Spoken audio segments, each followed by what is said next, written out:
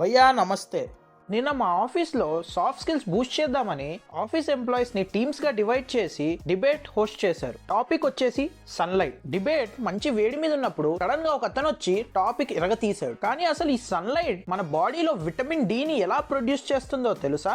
అసలు ఎప్పుడైతే సన్లైట్ మన స్కిన్ మీద పడుతుందో 7-డీహైడ్రోకొలెస్ట్రాల్ అనేది మన స్కిన్ లో ఉంటుంది. సన్ నుంచి వచ్చే యువిబి రేస్ ఈ కొలెస్ట్రాల్ ని ప్రీ విటమిన్ D3 కాల్డ్ కోలీకాల్సిఫెరాల్ గా కన్వర్ట్ చేస్తుంది. ఇది మన లివర్ కి వెళ్లి 25 హైడ్రాక్సీ విటమిన్ గా కన్వర్ట్ అవుతుంది. ఇది మళ్ళీ మన కిడ్నీలోకి వెళ్లి హార్మోన్ కాల్డ్ కాల్సిట్రియాల్ కి కన్వర్ట్ అవుతుంది. ఈ హార్మోన్ నే మన బాడీ విటమిన్ డి లాగా యూస్ చేసుకుంటుంది. సర్లే కానీ డిబేట్ అవ్వగానే ఆ భయ్యాని నీకు అసలు సన్లైట్ గురించి ఇంత నాలెడ్జ్ ఎలా అని అడిగా. బ్రో, నువ్వు కూడా నాలాగా నైట్ షిఫ్ట్ చేయి, అప్పుడు నీ బాడీయే నీకు ఆన్సర్ చెప్తుంది.